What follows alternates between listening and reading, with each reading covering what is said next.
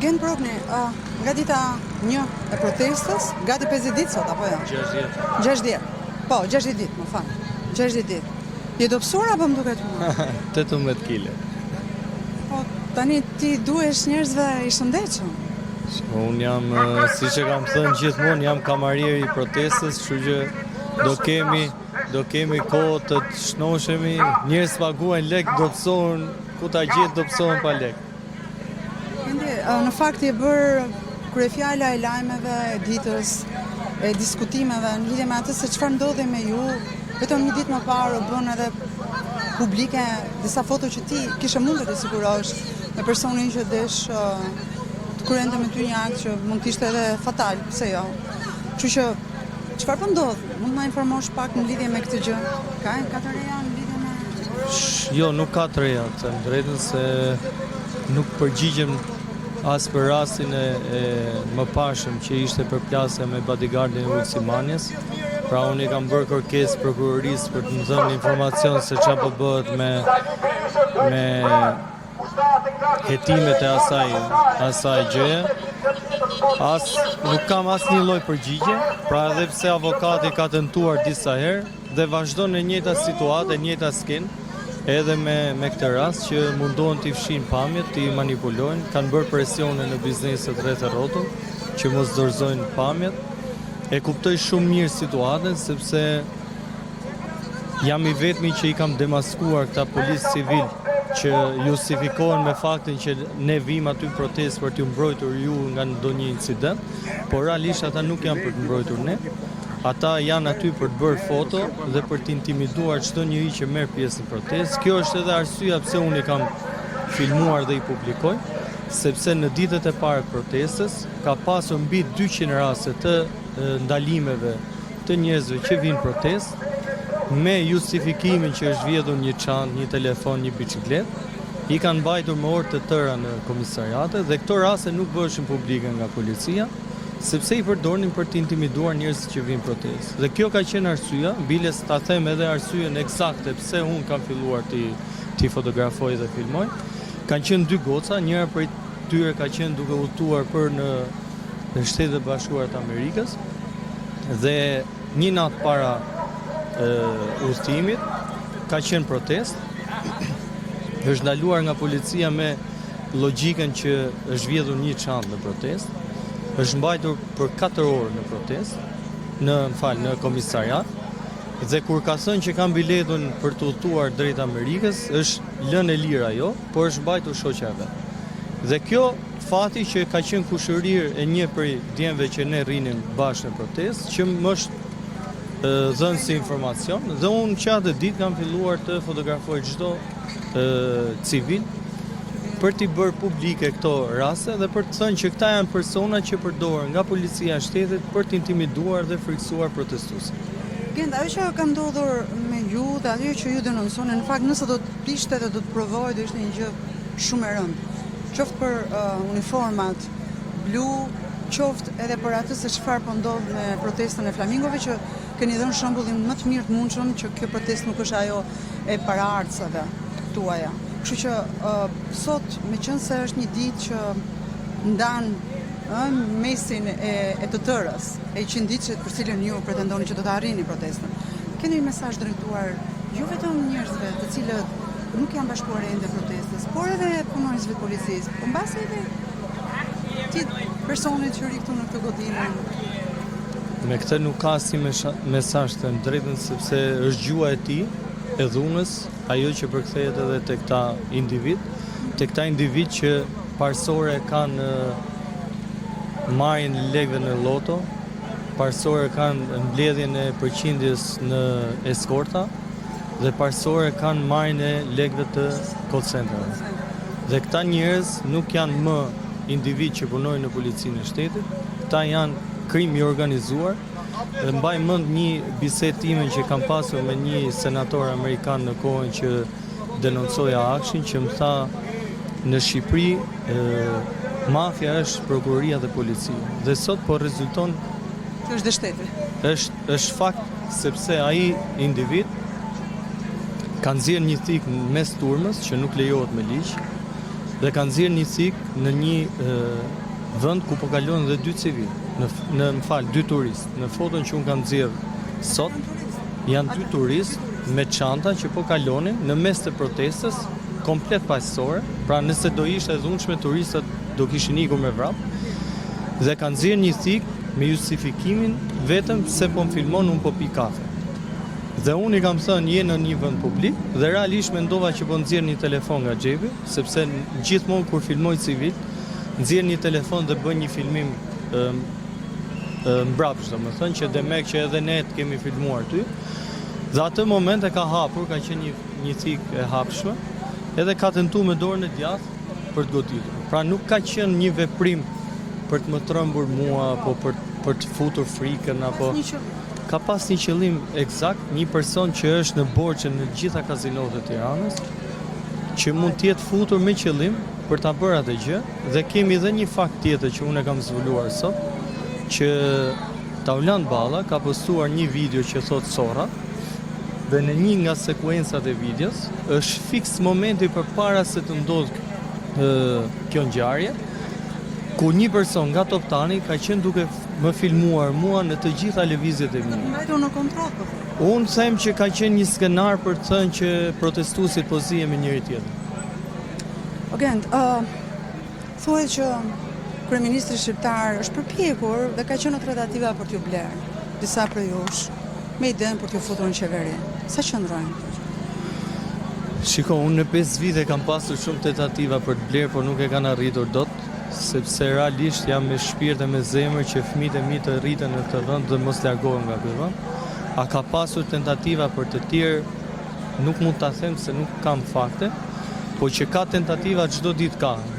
Këtë mund ta shohësh që tek mënyra se si televizionet e caktuara bëjnë një qasje të protestës apo bëjnë një jehon për ngjarje pa lidhje fare nga protesta dhe merren vetëm atë gjë. Kjo do të thotë që televizionet caktuara, biznesmen caktuar mundohen që ta kapin këtë protestë dhe ke edhe retorikën tjetër të profileve falso që thotë duhet hiqet mikrofoni. Ky është i vetmi mikrofon i lirë realisht ku flet kushdo. Kemi pas dhe njerëz që kanë thënë gjëra që s'duheshin sharje në mikrofon dhe kjo e vërteton që ky mikrofon është i lirë, pra nuk ka asnjë censur, nuk ka asnjë skript të përgatitur, nuk ka asnjë listë të përgatitur, por çdo njeri që mban radhë aty ka mbajt radhë dhe ka folur si qytetar i lirë, ka thënë hallet e veta dhe është bërë mikrofoni vetëm i lirë i këtij vendi. Tani do na premtosh që do shtosh ato kila që po kemi kohë besoj, kur ti ke dirama vetëm nga kënaqësia do shtohen kilet vet. Faleminderit. Edhe punë të mbarë. Ajo që më ka bërë përshtypje është pikërisht pankarta që ti ke mbajtur që prej 60 vitëve në protest. Quhesh? Ani Marko. Me profesion? Arkitekt. Këtë pankartë ke bërë vetë? Po. Kam parë që ke ndryshuar her pas here dhe kontekstin e tyre. Në lidhje me? Po, ashtu se si e kam ndjerë që ka qenë situata këtu në bulevard, ashtu edhe kam reaguar me thirrjet që kam pasur në tabelë. Ku vendosim ne? Mesazh i qartë, kush vendos këtu? Për çdo që mund ta vej ndryshim, që mund të mendoj që mund të mbaj diçka që s'është e tij. Ani me profesion je? Arkitekt. Në pyetje. Okej, arkitekt. Arkitektura është një nga motot apo një nga arsyet për cilat ju sot jeni në shesh. Ato vepra për cilat kryeministri i këtij vendi është përpjekur t'ju jap shumë kompanive të huaja për ta bërë Shqipërinë më inovatore, më të rejse, më me shumë të ardhura. Si e shikon, mendojnë që profesioni jot të ka bërë të vish këtu apo kauza të ka bërë të vish këtu? Në profesionin tim e ndjej drejt për së drejti këtë impakt që qeveria ka në arkitekturën. Ndjej në faktin që projekte tipi pallat ose projekte të mëdha janë të rezervuara për ne arkitektët shqiptarë, por qeveria ka planet e veta kush do i marri. arkitektura është një mjet shumë i fuqishëm i cili i jep formë qytetit dhe projekton të ardhmen. Ti kur projekton një ndërtesë, e projekton këtu e 100 vjet e ardhshme, këtu e 500 vjet e ardhshme, flasim për ndërtesa publike, kështu që nuk mund ta nënversosh impaktin që arkitektura ka në jetën e përditshme të qytetarëve. Rama mund të ketë vizionin e tij mbi arkitekturën që qyteti duhet të ketë, megjithatë qyteti është joni, kështu që ai duhet të vizion ta ndajë dhe ta diskutojë me ne. Je dakord me atë çfarë është bërë me Tiranën për sa i përket arkitekturës? Për sa i përket arkitekturës. Shiko, nuk është se janë bërë plane të këqija për gjatë viteve. Paktën disa plane tipit Gjajka ose dhe metabolizëm, projekte master plane që janë bërë për Tiranën, gjatë vite nuk kanë qenë të këqija. Problemi është interpretimi dhe implementimi i tyre, zbatimi i tyre. Kjo ka qenë problemi, pa projektet në vetë nuk kam në një problem. Thjesht ideja është mënyrën se si projektojnë, nuk është mënyrën se si zbatohen deri në fund. Kjo është Albania Files. Edhe është freedom dhe arkitektur, liri dhe arkitektur. Do doja ta kishe emrin këtu? Ha? Unë nuk e kam lexuar akoma kontekstin e... Kjo është provë sot në procese hetimore, siç është në SPAK, është dërguar nga protestuesit, për shkak se të gjitha projektet tu që janë miratuar nga kryeministri Rama janë quajtur dhe janë cilësuar nga ju dhe nga aktivistët, janë cilësuar si antikushtetuese. Pra, këto vepra arkitekturore nuk është pyetur as arkitektura, as grupet e interesit, as kush, janë të huaj dhe ka ishtë të ndërkohë. Po, jam dakord, pra, në momentin kur ti mund kesh një vizion dhe vizioni i Ramës, atë supozojmë që është shumë i mirë. Problemi është që ky vizion duhet ndarë me popullin, duhet me ditë nëse populli është gati për ta përthithur këtë lloj vizioni, këtë lloj arkitekture, sepse në fund ditës duhet me ecë me ritmet që masa ka. Domethënë pavarësisht se ti mund kesh vizionin tat për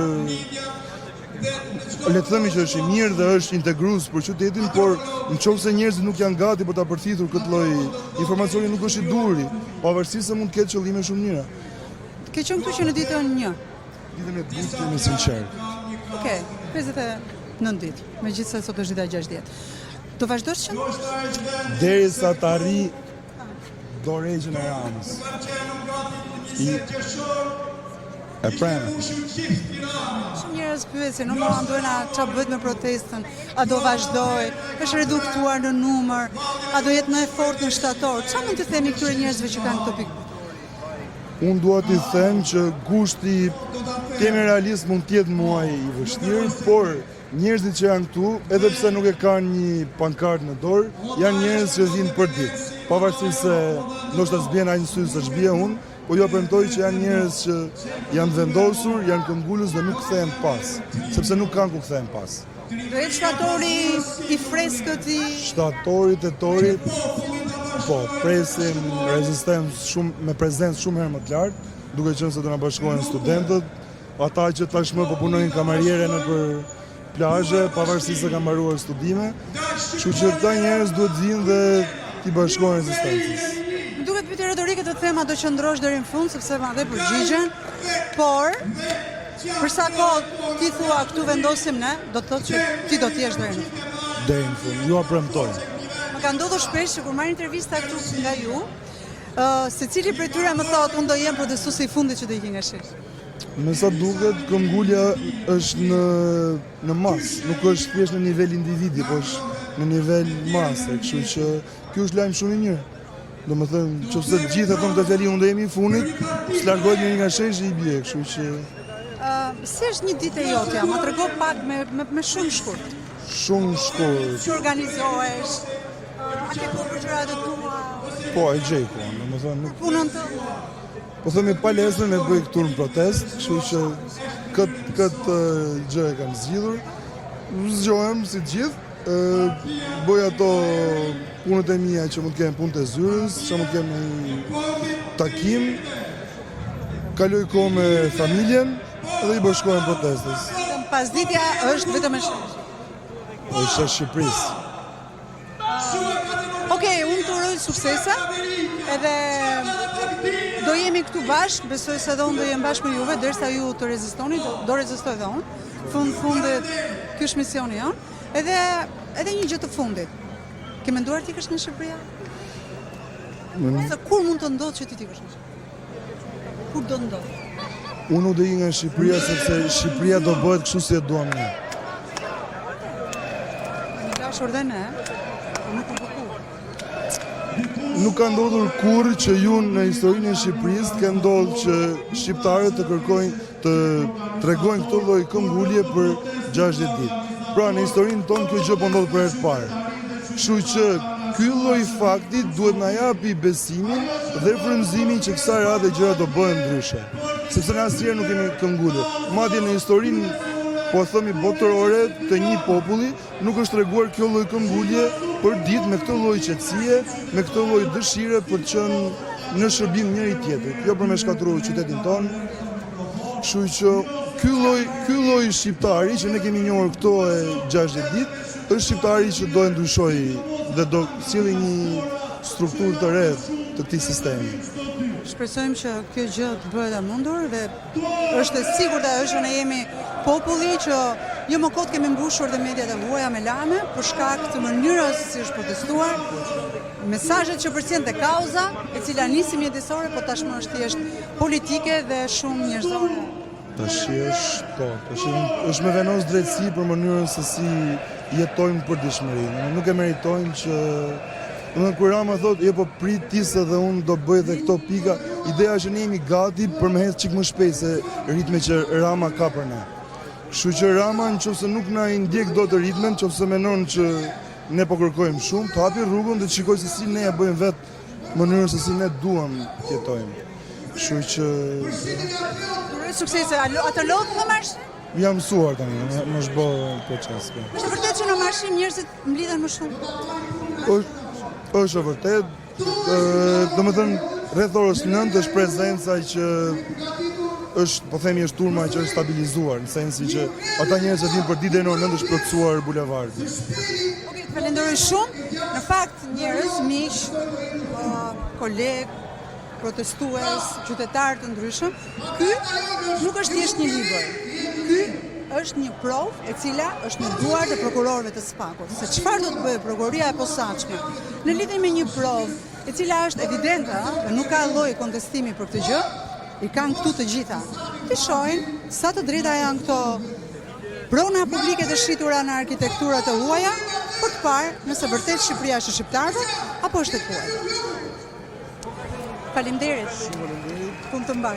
Gjithë të mirat. Faleminderit. Zemër, faleminderit shumë.